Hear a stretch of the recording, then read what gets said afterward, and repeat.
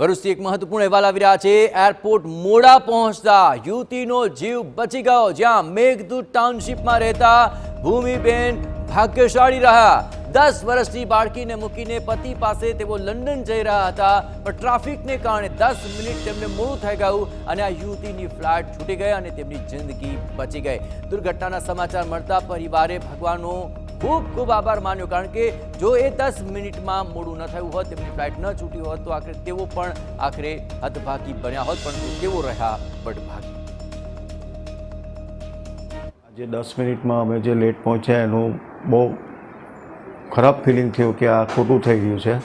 પણ ત્યાર પછીની 10 મિનિટમાં અમે જ્યારે એરપોર્ટની બહાર નીકળ્યા અને રિલેટિવ્સ પછી ન્યૂઝ ચેનલોના જે સમાચાર અમે જોયા અને જે પ્લેનમાં જવાનું હતું એ જ પ્લેન જો ક્રેશ થઈ ગયું એ માટે અમને ઘણું દુઃખ થયું છે। એમ કે ચેકિંગ થઈ ગયું તો પછી ફ્લાઇટ ઉડે એટલે અમે લોકો જઈએ, રિટર્ન થઈએ, પણ એટલામાં એ બહાર આવી ગઈ અને એને કહ્યું કે મમ્મી એમ કે હવે મારું કેન્સલ થઈ ગયું છે, એમ કે ફ્લાઇટ એમ કે ચેકિંગ નહીં થાય મારું, એમ કે થોડું 5 મિનિટ લેટ થઈ ગયું, 5-10 મિનિટ એમ કે એટલે આપણે રિટર્ન થવું પડશે એમ કે। તો મેં કહ્યું બેટા જ્યારે રિક્વેસ્ટ કર, તે રિક્વેસ્ટ કરી તો પણ એમને ના પાડી કે હવે તમારી નહીં જવાય એમ કે।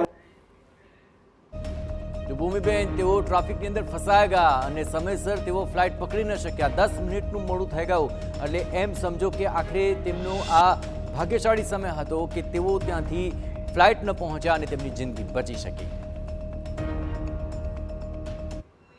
આપણને પૂછવામાં આવે કે જિંદગી અને મોત વચ્ચેનું અંતર કેટલું, તેનો જવાબ કોઈ પાસે નહીં હોય, પરંતુ ભરૂચના મેઘદૂત ટાઉનશીપની ભૂમિ ચૌહાણને જો આ સવાલ પૂછવામાં આવશે તો તે કહેશે 10 મિનિટ।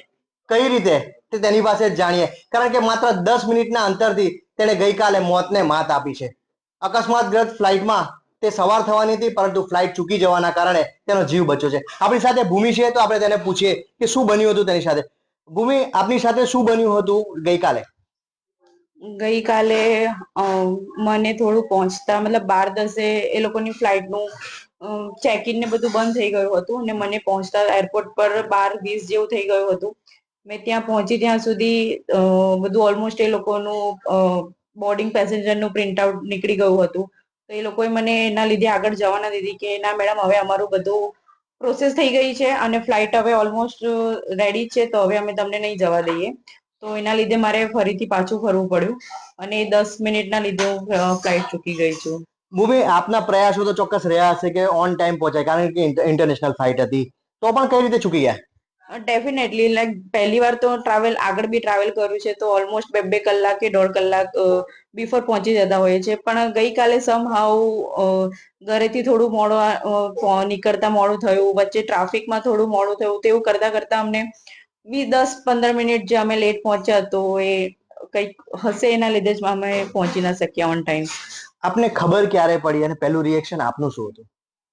મને ખબર, અમે એરપોર્ટમાંથી ફરીથી ઘરે આવવા નીકળી ગયા હતા, તો ત્યારે જ મને ન્યૂઝ થ્રુ ખબર પડી આવી રીતે કે હું જે ફ્લાઇટમાં ટ્રાવેલ કરવાની હતી એ જ ફ્લાઇટમાં આવું ઇન્સિડન્ટ થયો છે।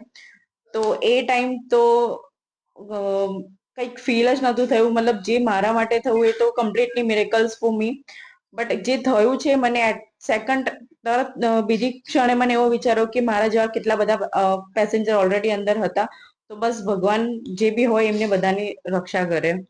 અને મારા માટે જે થયું એ તો બસ મારા માતાજી કે ભગવાનની કોઈ કૃપા રહી હશે, તો એનાથી મારો જીવ બચ્યો છે અને હું ફ્લાઇટ એટેન્ડ ના કરી શકી। ભૂમિ, આપની સાથે બન્યું એ ચમત્કારથી ઓછું નથી।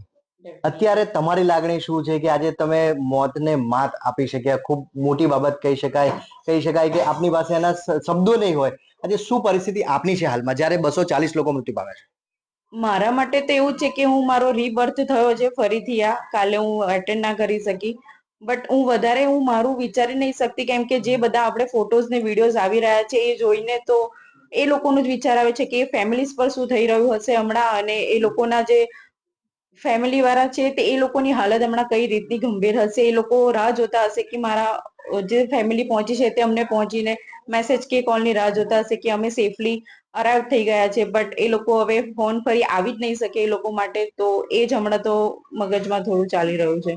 ભૂમિ, છેલ્લો સવાલ આપને એમ પૂછીશ કે આવી ઘટના ફરીથી ન બને એ માટે સરકાર, એવિએશન ડિપાર્ટમેન્ટ, એરલાઇન્સ કંપનીઓએ શું કરવું જોઈએ?